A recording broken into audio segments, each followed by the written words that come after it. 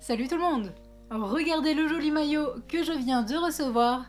Il s'agit du maillot de la cyclo-croisière Explore Corsica by le Tour de France. Ça aura lieu au mois de juin et j'y participerai comme j'avais déjà annoncé dans une vidéo précédente. Petit rappel pour ceux qui ne connaîtraient pas encore le concept, Explore Corsica c'est 4 jours complètement fous puisque c'est une croisière mais aussi une cyclosportive à 3 étapes sur les plus belles routes de Corse. Donc d'ailleurs si vous voulez vous joindre à moi et à tous les autres participants, vous pouvez avoir moins 10% grâce au code MarionVLT Explore que je vous mettrai aussi dans la description. Donc si l'aventure vous tente, n'hésitez pas à utiliser ce code qui permettra d'alléger un petit peu le coût de cette magnifique cyclo-croisière. Ce maillot, je viens de le recevoir, donc je n'ai pas encore pu le tester sur la route, mais il a l'air déjà de très bonne qualité. Les manches sont découpées au laser, les tissus ont l'air très techniques, très respirants. Voilà donc un beau maillot Explore Corsica. Je n'ai plus de raison maintenant de ne pas m'entraîner.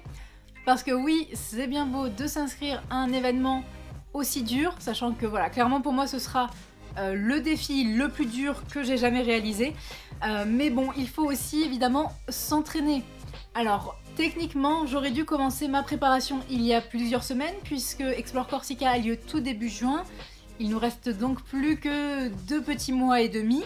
Mais je n'ai pas pu, en partie parce que je m'entraînais pour le semi-marathon, donc c'était voilà, entraînement plus vraiment spécifique, course à pied jusqu'à présent avec peu de vélo, et peu de vélo aussi du fait que je me suis légèrement blessée, donc j'avais une légère blessure qui a un petit peu traîné au niveau du genou, qui ne m'empêchait pas de courir, mais qui m'empêchait de pédaler ou en tout cas de faire des vraies grosses sorties.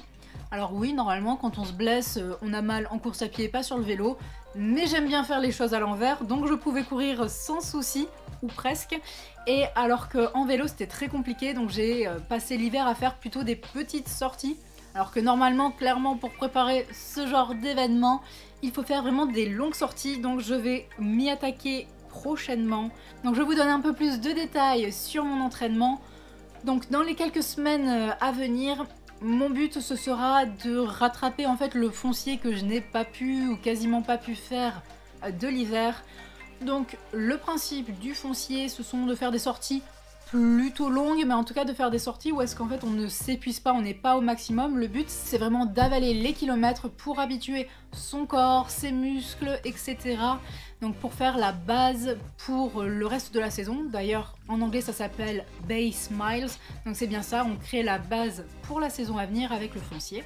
Et cette partie je compte la faire sur mon vélo typé gravel, donc sur mon Genesis Croix de Fer et non pas mon Zero qui est typé course, parce que du coup mon gravel fait 12 kg. Et du coup pour l'entraînement type foncier c'est le genre de choses qui peut être pas mal en fait de traîner un vélo bien plus lourd, moins performant. Comme ça permet d'avoir de très bonnes sensations ensuite quand on repasse sur le vélo typé route. Donc ça durera quelques semaines. Ensuite je m'attaquerai à des entraînements typés, donc de temps en temps vélocité et de temps en temps force. Donc la vélocité, le principe c'est de faire des sorties où globalement on va beaucoup tourner les jambes, donc tourner très vite les jambes. Bon, évidemment pas tout le long de la sortie, sinon on meurt. Mais voilà, alterner donc des moments où est-ce qu'on va essayer de tenir assez longtemps la vélocité. Et sur d'autres sorties, ce sera plutôt la force. Donc en général, c'est sur du plat, on se met tout à droite. Donc grand plateau, petit pignon. Et du coup, là, on tourne les jambes très lentement. Mais du coup, ça fait travailler la force. Et ensuite, évidemment, une fois ces entraînements faits, il faudra que je m'attaque très sérieusement à l'entraînement en montée. Parce qu'Explore Corsica, c'est non seulement plus de 350 km à parcourir en 3 jours, mais c'est aussi plus de 6500 mètres de dénivelé positif. Voilà, autant vous dire que ça va vraiment piquer. Si je m'en sens capable, sur ces premières sorties, j'essaierai peut-être donc faire des montées peut-être pas trop hardcore, histoire de me réhabituer, mais de les faire sur mon gravel, sur mon croix de fer, histoire de bien galérer à transporter tout ce poids en haut de la montée. On verra si je m'en sens capable ou pas. J'ai jamais fait de vraie montée avec mon gravel, donc peut-être que je n'y arriverai tout simplement pas. Ce sera la surprise. Donc voilà, je vais essayer de garder mon vélo lourd d'hiver un maximum de temps dans la préparation, parce que du coup, quand je repasserai sur mon croix de fer, eh bien évidemment, j'irai normalement bien plus vite, puisque ce sera non seulement plus léger mais c'est un vélo vraiment plus performant et typé course. Pour ces sorties dénivelées, j'essaierai donc de faire un maximum de bosses comme on les appelle, parfois avec un entraînement plutôt vélocité, bon même si je suis jamais, si ça grimpe, je suis jamais vraiment en vélocité puisque je ne suis pas très rapide en montée, et parfois des entraînements force. Donc là voilà, les montées sur le grand plateau, ça pique, ça fait très mal, mais c'est aussi ça qui fait progresser. Et enfin, pour finir ma préparation, j'essaierai de faire environ 2-3 semaines avant l'objectif un enchaînement de grosses sorties, donc faire au moins 2 et si possible 3 grosses sorties d'affilée, donc chaque jour une sortie, pour vraiment habituer mon corps à ce type d'effort répété, parce que c'est bien beau de savoir faire 150 km avec un peu de D+, une fois. Le plus important pour Explore Corsica, je pense, ce sera la capacité à reproduire l'effort le lendemain et le surlendemain.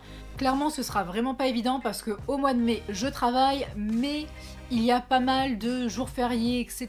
Donc peut-être que je vais pouvoir réussir à enchaîner ces sorties, d'autant plus que les jours vont sacrément rallonger à cette période. Donc peut-être que même les jours où est-ce que je travaillerai, je pourrais peut-être enchaîner une sortie assez grosse le soir en rentrant du taf. J'essaierai de faire pas mal de D+, histoire d'habituer mes jambes à cet effort qui est non seulement intense le premier jour, mais qui doit être terrible le deuxième et troisième jour. Surtout pour moi parce que ce n'est pas du tout le genre de choses auxquelles je suis habituée et que je n'ai pas un très gros niveau en vélo.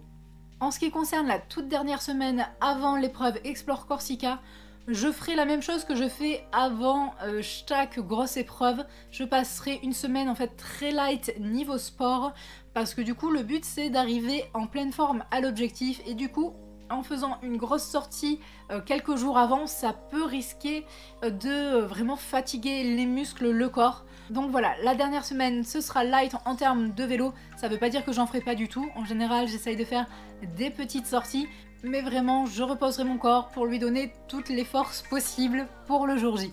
Si vous avez d'autres conseils pour que cette épreuve se passe au mieux pour moi, je vous invite à me le dire en commentaire. A priori, cette vidéo est la dernière vidéo consacrée à Explore Corsica by le Tour de France avant que je n'y sois.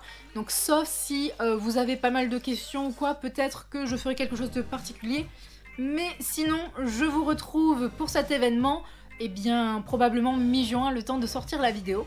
Entre temps, je vous invite bien sûr à vous abonner à ma chaîne puisque j'aurai l'occasion de participer à d'autres événements assez sympas d'ici là. Je vous dis à très bientôt, ciao!